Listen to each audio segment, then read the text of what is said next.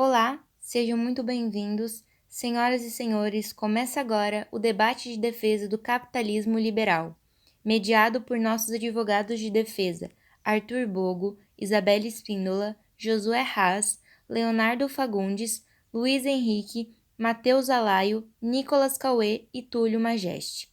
Obrigada. Olá, eu sou a Isabelle e agora eu estarei fazendo a apresentação e a contextualização histórica do capitalismo liberal. O sistema capitalista surgiu com a decadência do sistema de produção do feudalismo. O feudalismo teve início no século V e durou até o século XV, quando o capitalismo começou a tomar forma. O feudalismo era um sistema de organização econômica, política e social vigente da Europa Ocidental na Idade Média, baseado na posse de terras e em estamentos, que eram classes sociais estáticas, ou seja, as pessoas nasciam e morriam pertencendo à mesma classe social.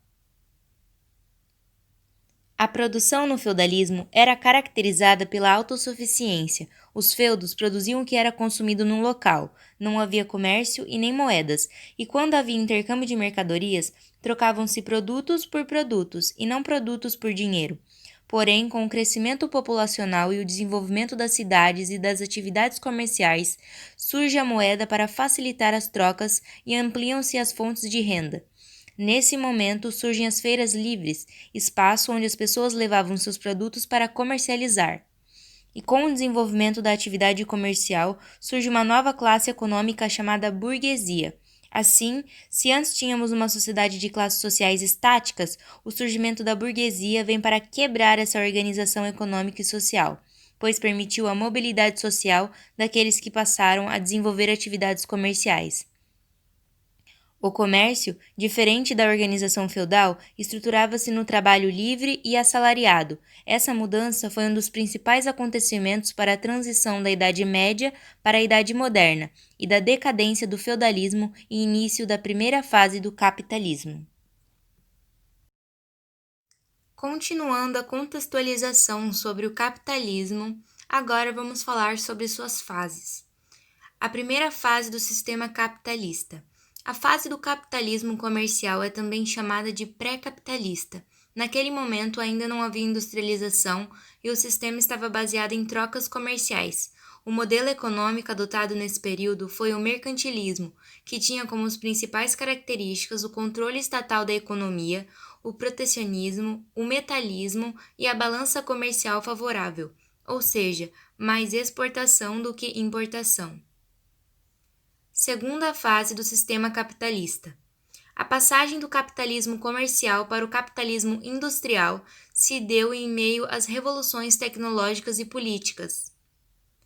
A Revolução Industrial se inicia na Inglaterra em 1760 e teve como marco principal a introdução da máquina a vapor na produção, o que deu início à transição de uma produção manufatureira para uma produção industrial. A produção industrial tornava-se necessária, pois com o crescimento demográfico e expansão das cidades, era necessário que os produtos fossem criados e distribuídos com mais eficiência e escala. As revoluções também tiveram um caráter político. Em 1789, inicia-se a Revolução Francesa, movimento que buscava o fim da organização política, social e econômica vigente na época. Nessa fase do capitalismo, o poder passou para as mãos da burguesia, que começou a crescer com a intensificação do comércio. A economia durante o período do capitalismo industrial estava baseada no liberalismo econômico. Essa corrente de pensamento, cujo principal pensador foi Adam Smith, defendia o Estado mínimo e a não intervenção na estatal na economia. Segundo seus defensores, a lei de oferta e procura e a competição do mercado garantiriam melhores resultados para a sociedade como um todo. Terceira fase do sistema capitalista. O capitalismo financeiro se inicia no século XX, depois do final da Segunda Guerra Mundial. Essa nova fase tem seu início quando bancos e empresas se unem para obter maiores lucros. É nesse momento que surgem as empresas multinacionais e transnacionais e se fortalecem as práticas monopolistas. Esse modelo, vigente até hoje, é baseado nas leis das instituições financeiras e dos grandes grupos empresariais presentes em todo o mundo. É um período caracterizado por elevada concorrência internacional, monopólio comercial, evolução tecnológica, globalização e elevadas taxas de urbanização. Olá a todos, eu sou o Leonardo e agora, explicada e contextualizada a história do capitalismo, iremos abordar sobre o funcionamento desse sistema e sobre um pouco de suas características. Bom, o capitalismo é um sistema econômico que tem por objetivo a acumulação de riquezas e obtenção de lucro, baseando-se na propriedade privada dos meios de produção, isto é, propriedades que não pertencem ao governo, são particulares. Esses meios de produção podem se apresentar de diversas formas, como terras, indústrias, maquinário e outros, mas todos têm a finalidade de gerar renda por meio do trabalho. Entretanto, todos no capitalismo podem criar o seu próprio negócio para ter seu crescimento econômico, isto é, todos têm liberdade econômica.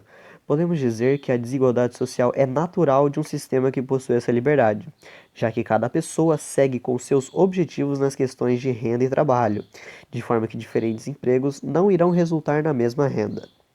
O sistema funciona da seguinte forma: existe uma divisão de classes, sendo uma a dos capitalistas, que são os detentores dos meios de produção, e a classe proletariada, que é a classe empregada e recebe salários desses burgueses em troca de sua mão de obra.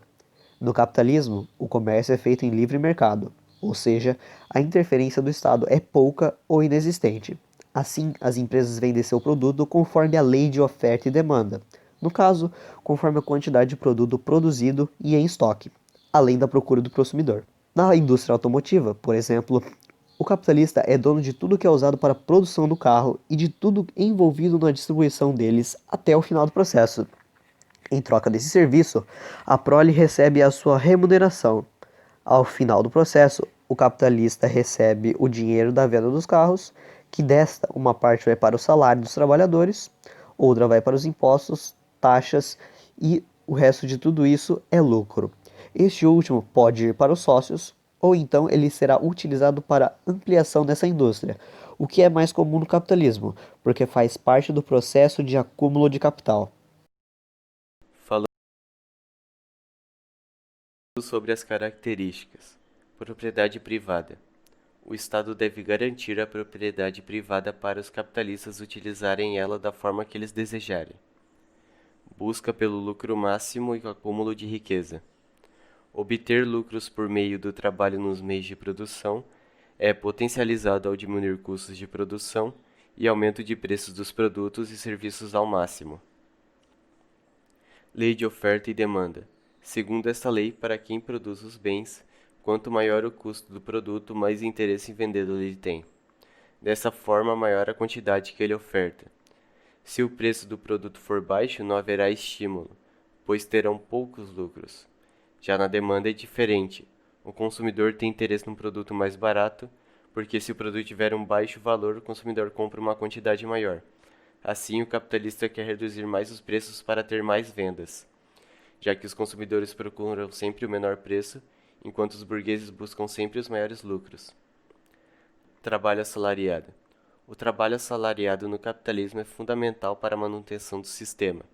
Afinal, é com o salário que os trabalhadores compram bens e serviços e garantem o funcionamento do sistema. Como a classe dos trabalhadores é muito maior que a classe dos burgueses, é imprescindível que eles possam consumir e, para isso, o capitalismo é um sistema que sempre está produzindo coisas e se inovando. E por causa disso, o sistema precisa do mercado consumidor, ou seja, ele é um regime baseado em consumo, porque se não há consumo, a economia entra em crise, já que não há controle estatal nos meios de produção privado. As empresas podem produzir o quanto elas quiserem, então há uma produção em massa para o consumo que não necessariamente corresponde à realidade, e por isso existe a propaganda, que nada mais é que influenciar ou até convencer você a comprar algo. Olá, meu nome é Josué e agora estaria apresentando os pontos positivos e vantagens do capitalismo. O capitalismo é o sistema econômico mais compatível com a liberdade do ser humano, na qual o consumidor é protegido pela presença de outros vendedores que eles podem negociar. Já o vendedor é protegido pelos outros consumidores em que podem vender e o empregado é protegido graças aos outros empregadores na qual ele pode trabalhar. Além disso, o capitalismo dá capacidade às pessoas de crescerem economicamente e também de inovar em vários campos da tecnologia e até mesmo em nosso cotidiano. Dentre os pontos positivos ou vantagens do capitalismo, podemos citar a lei da oferta e da procura, que já foi citado antes. Ela permite que o mercado tenha o seu preço com base naquilo na qual as pessoas mais buscam. Ou seja, ela é quem determina a formação de preços no mercado. A livre concorrência. Com ela, as empresas têm liberdade para produzir o produto que desejar, assim como o preço, qualidade e a taxa desse mesmo produto, na qual é livre de qualquer regulação. Com isso, a livre concorrência faz com que as empresas não abusem do preço, pois se o preço é alto em uma empresa, o consumidor procura outra. Lucro e alta produtividade. Para obter-se mais lucro, é preciso que se trabalhe mais, na qual o Estado não se envolve nessas questões.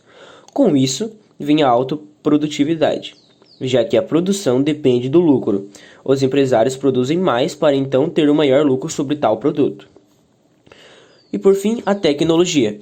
A concorrência faz com que as empresas precisem se diferenciar no mercado. Com isso, a tecnologia se desenvolve cada vez mais.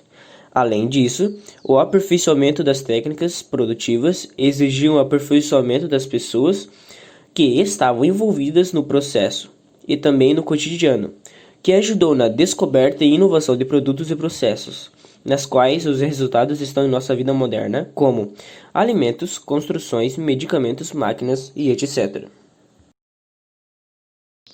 Agora que já foi falado sobre as características e os pontos positivos do capitalismo, falaremos sobre os países que utilizam esse modelo econômico. Atualmente, mais do que nunca, vivemos em um mundo dominado pelo capitalismo. A maioria dos países no mundo pratica esse modelo econômico que, como já foi visto, garante liberdade individual, propriedade privada e a possibilidade de grande crescimento econômico. A principal economia capitalista do mundo é a dos Estados Unidos, que possui um PIB de 19 trilhões de dólares. A sua economia é baseada na produção agrária, produção de milho, soja e algodão, industrial, na produção de máquinas, químicos e eletrônicos, e de serviços. Os Estados Unidos também são os maiores produtores de petróleo do mundo, atingindo cerca de 12 milhões de barris por dia. Além de possuir uma grande economia, os Estados Unidos são um ótimo país para se viver, possuindo um índice de desenvolvimento humano, o IDH, de 0,920, aliado a um desemprego que antes da pandemia era de apenas 3,5%, tendo um salário mínimo de cerca de $1.100. Outro modelo capitalista que se deve destacar é o nórdico, composto pelos países da Dinamarca, Finlândia, Islândia, Noruega e Suécia. O modelo capitalista nórdico é composto por uma carga tributária considerada alta, mas que é revertida em grande parte para serviços sociais e de bem-estar para a população. Apesar de possuir essa grande carga tributária, que chega até a 48% da renda da população, a economia é baseada no capitalismo, com forte incentivo da propriedade privada, onde a maioria das empresas são privadas também, gerando uma economia liberal com os preços formados a partir da lei da oferta e demanda. A burocracia nesse país é pouca, fazendo com que o empreendedorismo seja incentivado, acarretando na geração de empregos e capital. Todos os países nórdicos estão presentes nos rankings de melhores países para se viver, pois a população possui liberdade em suas decisões, salário justo, baixa burocracia e bons serviços sociais. Deve-se também destacar os países da Oceania, principalmente a Austrália, país capitalista que cresce há mais de 20 anos. A Austrália é um país muito forte no setor dos minérios, sendo o maior produtor de diamantes, carvão e alumínio do mundo. Além disso, possui uma grande indústria produtora de eletrônicos e máquinas, que recruta trabalhadores do mundo inteiro, sendo um dos principais países escolhidos como destino para imigrantes e intercambistas. O país é o quarto mais liberal na questão empreendedora, fazendo com que, como no modelo nórdico, os investidores vejam com bons olhos o país, trazendo riquezas e gerando empregos à população. Esses são apenas alguns exemplos de como o capitalismo é benéfico para uma nação, pois consegue trazer liberdade aliada ao bem-estar social, desde que seja bem implementado. Respondendo a essa pergunta, podemos dizer que sim, é o melhor sistema, já que olhando a história da humanidade, nunca estivemos tão bem tecnologicamente e também nunca obtivemos tanto lucro, e esse número vem crescendo cada vez mais.